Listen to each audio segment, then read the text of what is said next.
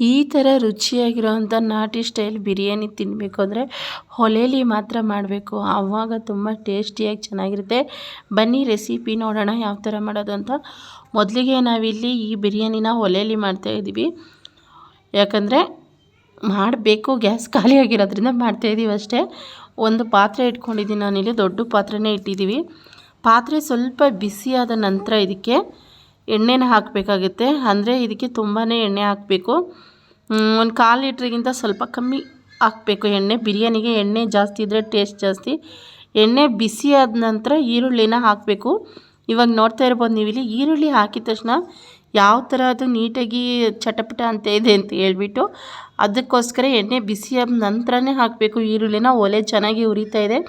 ಮತ್ತು ಹಿಂದ್ಗಡೆನೇ ನಾನು ಹಸಿರು ಮೆಣಸಿನ್ಕಾಯಿನ ಹಾಕ್ತಾಯಿದ್ದೀನಿ. ಇದು ನಾನು ಮಾಡ್ತಾಯಿಲ್ಲ, ನಮ್ಮಮ್ಮ ಮಾಡ್ತಾಯಿರೋದು. ನಾನು ಒಲೆಗೆ ಮಾತ್ರ ಉರಿ ಹಾಕ್ಕೊಂಡು ವೀಡಿಯೋ ಮಾಡ್ತಾಯಿದ್ದೀನಿ ಅಷ್ಟೇ. ನೋಡ್ತಾ ಇರ್ಬೋದು ಇಲ್ಲಿ ನೀಟಾಗಿ ಹಸಿರು ಮೆಣಸಿನ್ಕಾಯಿ ಹಾಕಿಬಿಟ್ಟು ಇದಕ್ಕೆ ಹಿಂದೆಯೇ ಶುಂಠಿ, ಇದು ಬರೀ ಶುಂಠಿ ಪೇಸ್ಟ್ ಹಾಕ್ತಾಯಿರೋದು ನಾವಿಲ್ಲಿ. ಮತ್ತು ಇವಾಗ ಬೆಳ್ಳುಳ್ಳಿ ಪೇಸ್ಟ್ನ ಹಾಕ್ತೀವಿ. ನಾನಾದರೆ ಶುಂಠಿ ಬೆಳ್ಳುಳ್ಳಿ ಎಲ್ಲ ಒಟ್ಟಿಗೆ ರುಬ್ತೀನಿ, ಆದರೆ ನಮ್ಮಮ್ಮ ಎಲ್ಲ ಸಪ್ರೇಟಾಗಿ ರುಬ್ಬಿದ್ದಾರೆ. ಶುಂಠಿ ಬೆಳ್ಳುಳ್ಳಿ ಎರಡೂ ಇದೆ ನೋಡಿ. ಇವಾಗ ಎರಡನ್ನೂ ಹಾಕಿಬಿಟ್ಟು ನೀಟಾಗಿ ಮಿಕ್ಸ್ ಮಾಡ್ಕೋಬೇಕಾಗುತ್ತೆ. ಅಂದರೆ ಒಲೆಯಲ್ಲಿ ಮಾಡ್ತಾ ಇರೋದ್ರಿಂದ ನಾವು ಕೈ ಬಿಡದೆ ಮಿಕ್ಸ್ ಮಾಡಬೇಕು. ಗ್ಯಾಸಲ್ಲಾದರೆ ನಾವು ಕಮ್ಮಿ ಉರಿ ಜಾಸ್ತಿ ಉರಿ ಇಡ್ಬೋದು, ಆದರೆ ಒಲೆಯಲ್ಲಿ ಆ ಥರ ನಾವು ಉರಿ ಇಡೋಕ್ಕಾಗೋದಿಲ್ವಲ್ಲ, ಅದಕ್ಕೋಸ್ಕರ ಕೈ ಬಿಡ್ದಂಗೆ ಇದನ್ನು ಫ್ರೈ ಮಾಡ್ಕೋಬೇಕು. ನೋಡ್ತಾ ಇರ್ಬೋದು ನೀವಿಲ್ಲಿ, ಕಂಟು ಹಿಡಿದ್ಬಿಡುತ್ತೆ ಜಾಸ್ತಿ ಟೈಮ್ ಬಿಟ್ಟರೆ. ಮತ್ತು ಹಿಂದೆಯೇ ನಾನಿಲ್ಲಿ ಟೊಮೊಟೊನೂ ಸಹ ಹಾಕ್ತಾಯಿದ್ದೀವಿ. ಟೊಮೊಟೊ ಹಾಕ್ಬಿಟ್ಟು ಅಷ್ಟೇ ಫ್ರೈ ಮಾಡ್ಕೊತಾ ಇದ್ದೀವಿ ನೀಟಾಗಿ. ಫುಲ್ಲು ಸಾಫ್ಟ್ ಆಗೋವರೆಗೂ ಟೊಮೊಟೊನ ಫ್ರೈ ಮಾಡ್ಕೋಬೇಕಾಗುತ್ತೆ. ಯಾವುದೇ ಅಡುಗೆ ಆದರೂ ಅಷ್ಟೇ ಒಲೆಯಲ್ಲಿ ಮಾಡಿದ್ರೆ ಅದ್ರ ಟೇಸ್ಟೇ ಬೇರೆ. ಈ ಕಲ್ಲಲ್ಲಿ ಖಾರ ರುಬ್ಬಿಟ್ಟು ಮಾಡ್ತಾರೆ ಗೊತ್ತಾ ನಿಮಗೆ, ಖಾರ ರುಬ್ಬಿ ಮಾಡೋದು ಮತ್ತು ಒಲೆ ಅಡುಗೆ ಮುಂದೆ ಬೇರೆ ಯಾವ ಊಟ ಕೂಡ ವೇಸ್ಟ್ ಹೇಳ್ಬೇಕಂದ್ರೆ ಅಷ್ಟು ಟೇಸ್ಟಿಯಾಗಿರುತ್ತೆ. ಮತ್ತು ನಾವು ಇದಕ್ಕೆ ಮೆಂತ್ಯ ಸೊಪ್ಪು, ಪುದೀನ, ಕೊತ್ತಂಬರಿ 3 ಸೊಪ್ಪನ್ನು ಸಹ ಹಾಕ್ತಾಯಿದ್ದೀವಿ ಇಲ್ಲಿ.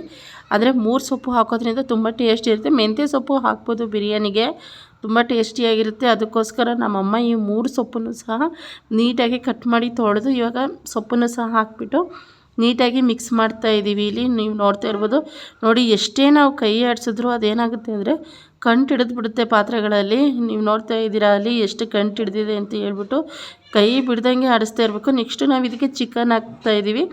ಚಿಕನ್ನು ಅಂದರೆ ಬಿರಿಯಾನಿಗಾಗಿರೋದ್ರಿಂದ ಒಂದು ಮೀಡಿಯಮ್ ಸೈಜಲ್ಲಿ ಕಟ್ ಮಾಡಿಸಿದ್ವಿ. ತೀರಾ ಸಣ್ಣನೂ ಅಲ್ಲ, ತೀರಾ ದಪ್ಪನೂ ಅಲ್ಲ, ಹಾಗಾಗಿ ಮೀಡಿಯಮ್ ಸೈಜಲ್ಲಿ ಕಟ್ ಮಾಡಿಸಿದ್ದೀವಿ. ಮತ್ತು ಹಿಂದೆ ಇದಕ್ಕೆ ಅರಿಶಿನ ಪುಡಿನ ಹಾಕ್ತಾಯಿದ್ದೀವಿ, ಯಾಕಂದರೆ ಚಿಕನ್ ಮಟನ್ಗೆ ಮೇನ್ ಹಾಕಬೇಕಾಗಿರೋದೇ ಅರಿಶಿನ ಉಪ್ಪಲ್ವ, ಹಾಗಾಗಿ ನಾವಿಲ್ಲಿ ಅರಿಶಿನ ಹಾಕ್ತಾಯಿದ್ದೀವಿ. ಅರಿಶಿನ ಹಾಕಿದ ನಂತರ ಇದಕ್ಕೆ ನೀಟಾಗಿ ಇದನ್ನು ಸ್ವಲ್ಪ ಮಿಕ್ಸ್ ಮಾಡ್ಕೋಬೇಕಾಗುತ್ತೆ.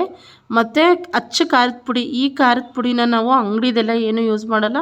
ಇದು ಮನೇಲಿ ನಾವೇ ಮೆಣಸಿನ್ಕಾಯಿ ಹುರಿದ್ಬಿಟ್ಟು ಮನೇಲೇ ಮಿಕ್ಸಿಲಿ ಪೌಡ್ರು ಮಾಡಿರೋಂಥ ಖಾರದ ಪುಡಿ ಇದು.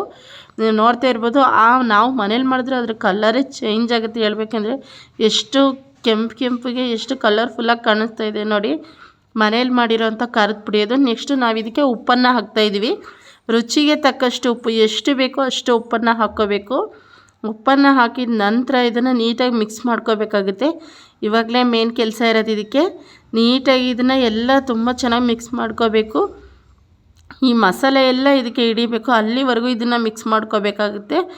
ನೋಡ್ತಾ ಇರ್ಬೋದು ನೀವಿಲ್ಲಿ, ಆಲೇ ಅದು ಸ್ವಲ್ಪ ಕಂಟು ಹಿಡಿದ್ಬಿಟ್ಟಿದೆ. ಆದರೂ ಒಲೆಯಲ್ಲಿ ಮಾಡೋದಂದರೆ ಈ ಥರ ಮಿಕ್ಸ್ ಮಾಡ್ತಾ ಇರಬೇಕು. ಮತ್ತು ಈ ಕೈ ಬಿಡ್ದಂಗೆ ಇದು ತಿರುಗ್ತಾ ಇರಬೇಕು. ಗ್ಯಾಸಲ್ಲಾದರೆ ಕಮ್ಮಿ ಜಾಸ್ತಿ ಮಾಡ್ಕೋಬೋದು. ಇದೇ ಬೇಜಾರು ಸ್ವಲ್ಪ ಒಲೆಯಲ್ಲಿ ಅಡುಗೆ ಮಾಡೋಕ್ಕೆ, ಇನ್ನೇನಿಲ್ಲ. ಆದರೆ ಟೇಸ್ಟ್ ಮಾತ್ರ ಸೂಪರಾಗಿರುತ್ತೆ. ನೀವು ನೋಡ್ತಾ ಇರ್ಬೋದು ಚಿಕನ್ ಎಲ್ಲ ಇವಾಗ ನೀಟಾಗಿ ಮಸಾಲೆ ಅಂಟಿದೆ. ಇವಾಗ ನೋಡ್ತಾ ಇರ್ಬೋದು ನೀವಿಲ್ಲಿ, ನಾವು ಇದಕ್ಕೆ ನಿಜ ಹೇಳ್ಬೇಕಂದ್ರೆ ನಾವು ಈ ಚಿಕನ್ ಬಿರಿಯಾನಿ ಮಾಡ್ಬೇಕಾದ್ರೆ ಇದಕ್ಕೆ ಪ್ಲೇಟೇ ಮುಚ್ಚಿಲ್ಲ ಗೊತ್ತಾ. ಇವಾಗ ನೋಡಿ ಎಷ್ಟು ನೀಟಾಗಿ ಬೇಯ್ತಾ ಇದೆ ಅಂತ ಹೇಳ್ಬಿಟ್ಟು. ಯಾಕಂದರೆ ನಾವು ಹೊರಗಡೆ ಕುತ್ಕೊಂಡು ಅಡುಗೆ ಮಾಡ್ತಾಯಿದ್ದೋ, ನಾವು ಮೇಲ್ಗಡೆ ಮನೇಲಿ ಇರೋದ್ರಿಂದ ಶೀಟ್ ಇದೆ, ಅದಕ್ಕೋಸ್ಕರ ನಾವೇನು ಮುಚ್ಚಿಲ್ಲ. ಇವಾಗ ನೋಡಿ ಕಲರ್ಫುಲ್ಲಾಗಿ ಎಷ್ಟು ಚೆನ್ನಾಗಿ ಕಾಣಿಸ್ತಾ ಇದೆ ಅಂತ ಹೇಳ್ಬಿಟ್ಟು. ಲೆಗ್ ಪೀಸ್ ಎಲ್ಲ ಹಾಗೆ ಕಾಣಿಸ್ತಾ ಇದೆ. ಇವಾಗ ನೆಕ್ಸ್ಟ್ ಇದಕ್ಕೆ ಏನು ಮಾಡಬೇಕಂದ್ರೆ ಮತ್ತೆ ಇದನ್ನು ನೀಟಾಗಿ ಇನ್ನೊಂದು ಸರಿ ಮಿಕ್ಸ್ ಮಾಡ್ಕೋಬೇಕಾಗುತ್ತೆ. ಇದನ್ನು ಮಿಕ್ಸ್ ಮಾಡ್ಕೊಬಿಟ್ಟು ಇದಕ್ಕೆ ಇವಾಗ ನಾವು ಅಂದರೆ ನಿಂಬೆಹಣ್ಣನ್ನು ಹಾಕ್ತಾಯಿದ್ದೀವಿ. ನಿಂಬೆಹಣ್ಣನ್ನು ಹಿಂಡ್ತಾಯಿದ್ದೀವಿ ಇಲ್ಲಿ. ನಾವು 2 ನಿಂಬೆಹಣ್ಣನ್ನು ಐಡಿಯಾ ನೋಡಿ ಯಾವ ಥರ ಇದೆ ಅಂತ ಹೇಳ್ಬಿಟ್ಟು. ಸ್ಪೂನ್ ತಗೊಂಡು ಅದ್ರ ಒಳಗಡೆಯಿಂದ ಇದು ಮಾಡ್ತಾಯಿದ್ದಾರೆ. ಮತ್ತು ಮೊಸರು, ಅರ್ಧ ಲೀಟ್ರ್ ಮೊಸರನ್ನ ನಾವು ಹಾಕ್ತಾಯಿದ್ದೀವಿ. ಅರ್ಧ ಲೀಟ್ರ್ ಫುಲ್ ಹಾಕಲ್ಲ, ಸ್ವಲ್ಪ ಹಾಕ್ತಾಯಿದ್ದೀವಿ. ಅರ್ಧ ಲೀಟ್ರಲ್ಲಿ ಒಂದು ಸ್ವಲ್ಪ ಬಿಟ್ಬಿಟ್ಟು ಇನ್ನೆಲ್ಲ ಮೊಸರನ್ನು ಸಹ ನಾವು ಈ ಬಿರಿಯಾನಿಗೆ ಹಾಕ್ತಾಯಿದ್ದೀವಿ. ಬಿರಿಯಾನಿಲಿ ಏನು ಗೊತ್ತಾ, ಮೊಸರು, ನಿಂಬೆಹಣ್ಣು ಟೊಮೊಟೊ ಹಣ್ಣು, ಹುಳಿ ಟೊಮೊಟೊ, ಶುಂಠಿ ಬೆಳ್ಳುಳ್ಳಿ ಪೇಸ್ಟು. ಇದು ಜಾಸ್ತಿ ಇದ್ದರೆ ಬಿರಿಯಾನಿ ತುಂಬ ಟೇಸ್ಟ್ ಇರುತ್ತೆ. ನೋಡ್ತಾ ಇದ್ದೀರಾ ನೀವು ಇಲ್ಲಿ, ನಾವು ಪ್ಲೇಟೇ ಮುಚ್ಚಿಲ್ಲ ಎಷ್ಟು ನೀಟಾಗಿ ಬೆಂದಿದೆ ಅಂತ ಹೇಳ್ಬಿಟ್ಟು. ಇವಾಗೆಲ್ಲ ಇದು ಒಂದು ಹಂತಕ್ಕೆ ಬೆಂದಿದೆ. ಮತ್ತು ನಾವು ಇದಕ್ಕೆ ಅಕ್ಕಿ ತೊಳೆದು ಹಾಕಬೇಕಂದ್ರೆ ಫಸ್ಟೇ ನಾವು ಅಕ್ಕಿನ ಸ್ವಲ್ಪ ಟೈಮ್ ನೆನೆಸಿಟ್ಟಿದ್ದೀವಿ. ಬಾಸುಮತಿ ಮತ್ತು ಮಾಮೂಲಿ ರೈಸು ಸ್ವಲ್ಪ ಟೈಮ್ ನೆನೆಸಿದ್ದೀವಿ. ಒಂದು ಕಡೆ ಬಿಸಿನೀರು ಮಾಡಿದ್ದೋ, ಆ ಬಿಸಿನೀರನ್ನು ಸಹ ನಾವು ಇದಕ್ಕೆ ಹಾಕ್ತಾಯಿದ್ದೀವಿ. ಈಗ ನೋಡ್ತಾ ಇರ್ಬೋದು, ಬಿಸಿನೀರು ಹಾಕಿದ ತಕ್ಷಣ ಚೆನ್ನಾಗಿ ಕುದೀತಾ ಇದೆ. ಇವಾಗ ಏನು ಮಾಡಬೇಕಂದ್ರೆ ನಾವು ನೆನೆಸಿಟ್ಟಿರೋಂಥ ಅಕ್ಕಿನ ಇದಕ್ಕೆ ಹಾಕಬೇಕಾಗುತ್ತೆ. ನೆನೆಸಿಟ್ಟಿದ್ವಲ್ಲ, ಒಂದು 20 ನಿಮಿಷ ನೆನೆಸಿದ್ದು ನಾವು ಅಕ್ಕಿ. ಬಾಸುಮತಿ ರೈಸು ಮತ್ತು ಜೀರಾ ರೈಸ್ ಎರಡನ್ನೂ ನಾವು ಅಲ್ಲಿ ಮಿಕ್ಸ್ ಮಾಡಿದ್ದೋ. ಇವಾಗ ಅಕ್ಕಿ ಎಲ್ಲ ಹಾಕಿಬಿಟ್ಟು ನೀಟಾಗಿ ಇದನ್ನು ಬಿಡಬೇಕಾಗುತ್ತೆ. ಇವಾಗ ಈ ಟೈಮಲ್ಲಿ ನಾವು ಇದಕ್ಕೆ ಪ್ಲೇಟನ್ನು ಮುಚ್ತೀವಿ. ಯಾಕಂದರೆ ಅಕ್ಕಿ ಹಾಕಿರ್ತೀವಲ್ಲ, ಅದು ಏನಾಗುತ್ತೆ ಹಂಗೆ ಬಿಟ್ಬಿಟ್ರೆ ಒಂಥರ ಮುಳ್ಳಕ್ಕಿ ಥರ ಆಗುತ್ತೆ, ಸರಿಯಾಗಿ ಬೆಂದಿರೋದ್ರಿಲ್ಲ. ಅದಕ್ಕೋಸ್ಕರ ನಾವು ಈ ಥರ ಪ್ಲೇಟನ್ನು ಮುಚ್ಚಿಬಿಡ್ತೀವಿ. ನಾವಾದರೆ ದಮ್ ಬಿರಿಯಾನಿ ಥರ ನಾನು ಮಾಡ್ತೀನಿ. ನಮ್ಮ ಅಮ್ಮ ಆದರೆ ಅವ್ರು ಇದೇ ಥರ ಮಾಡೋದು, ದಮ್ ಬಿರಿಯಾನಿ ಥರ ಅವ್ರಿಗೆ ಮಾಡೋಕ್ಕೆ ಬರೋದಿಲ್ಲ. ನೋಡ್ತಾ ಇರ್ಬೋದು, ಈಗ ನೀಟಾಗೆಲ್ಲ ಹಾಕಿಬಿಟ್ಟು ನೀಟಾಗಿ ಮತ್ತೆ ತಿರುಗ್ತಾ ಇದ್ದಾರೆ. ಅಂದರೆ ಕಂಟಿಡಿದ್ಬಿಡುತ್ತೆ ಒಲೆಲಿ ಅಂತ ಹೇಳ್ಬಿಟ್ಟು ತಿರುಗೋದು. ಇವಾಗ ನೋಡಿ ಒಂದು ಹಂತಕ್ಕೆ ಬಂದಿದೆ. ಇವಾಗ ಸ್ವಲ್ಪ ಟೈಮ್ ಇದಕ್ಕೆ ನಾವು ಪ್ಲೇಟನ್ನು ಮುಚ್ಚಿ ಬಿಡ್ತೀವಿ. ನೋಡಿ ಯಾವ ಥರ ಕಲರ್ಫುಲ್ಲಾಗಿ ಕಾಣಿಸ್ತಾ ಇದೆ. ಬಿರಿಯಾನಿಗೆ ಎಣ್ಣೆ ಜಾಸ್ತಿ ಹಾಕಿದ್ರೇ ತುಂಬ ಟೇಸ್ಟಿಯಾಗಿರೋದು. ಇವಾಗ ನೋಡಿ ನಾವು ಪ್ಲೇಟನ್ನು ಮುಚ್ಚಿ ಬಿಡ್ತೀವಿ. ಈಗ ನೋಡಿ ಸ್ವಲ್ಪ ಟೈಮ್ ಪ್ಲೇಟ್ ಮುಚ್ಚಿ ಬಿಡೋಣ. ಒಂದು ಹಂತಕ್ಕೆ ಇವಾಗ ಸ್ವಲ್ಪ ಟೈಮ್ ಆಗಿದೆ. ಇವಾಗ ತೆಗೆದು ನೋಡಿ ಸ್ವಲ್ಪ ನೀರು ಕಮ್ಮಿ ಆಗಿದೆ. ಸ್ವಲ್ಪ ನೀರು ಕಮ್ಮಿ ಆಗಿದೆ. ಈ ನೀರಿಗೆ ಫುಲ್ಲು ತೀರಾ ಇದು ಜಿಂತೋಗಬೇಕು ನೀರು. ಅಲ್ಲಿವರೆಗೂ ಇದು ಪ್ಲೇಟ್ ಮುಚ್ಚಿ ಬಿಡಬೇಕಾಗುತ್ತೆ. ಉರಿನ ಸ್ವಲ್ಪ ಕಮ್ಮಿ ಮಾಡ್ಕೋಬೇಕು, ಇಲ್ಲಾಂದರೆ ಕಂಟಿಡಿದ್ಬಿಡುತ್ತೆ. ನೀವೇ ನೋಡ್ತಾ ಇರ್ಬೋದು ಇಲ್ಲಿ ಉರಿ ಎಷ್ಟು ಜೋರಾಗಿ ಉರಿತಾ ಇದೆ ಅಂತ ಹೇಳ್ಬಿಟ್ಟು. ಇದು ಸಾಮಿಲಿಂದ ತಂದಿರೋ ಸೌದೆಗಳು, ಅದಕ್ಕೋಸ್ಕರ ಚೆನ್ನಾಗಿ ಒಣಗಿದ್ದಾವೆ. ಬೇಸಿಗೆ ಅಲ್ವಾ, ಅದಕ್ಕೋಸ್ಕರ. ನೋಡಿ 3/4% ಬೆಂದಿದೆ. ಇದು 3/4% ಆಗಿದೆ. ಇವಾಗ ಇದಕ್ಕೆ ಇನ್ನೂ ಸ್ವಲ್ಪ ಟೈಮು ಪ್ಲೇಟನ್ನು ಮುಚ್ಚಿ ಬಿಡಬೇಕಾಗುತ್ತೆ. ಇದಕ್ಕೆ ನಾವು ಪ್ಲೇಟ್ ಮುಚ್ಚಿ ಏನು ಮಾಡ್ತೀವಿ ಅಂದರೆ, ನೆಕ್ಸ್ಟ್ ಇದ್ರ ಮೇಲೆ ತುಂಬ ಭಾರ ಆಗಿರೋವಂಥದ್ದು ಏನಾದರೂ ಇಡಬೇಕು. ಇವಾಗ ನೀರೆಲ್ಲ ಕರಗಿದೆ ಅಲ್ವಾ, ಇವಾಗ ನೋಡಿ ನೀರೆಲ್ಲ ಕರಗಿದೆ.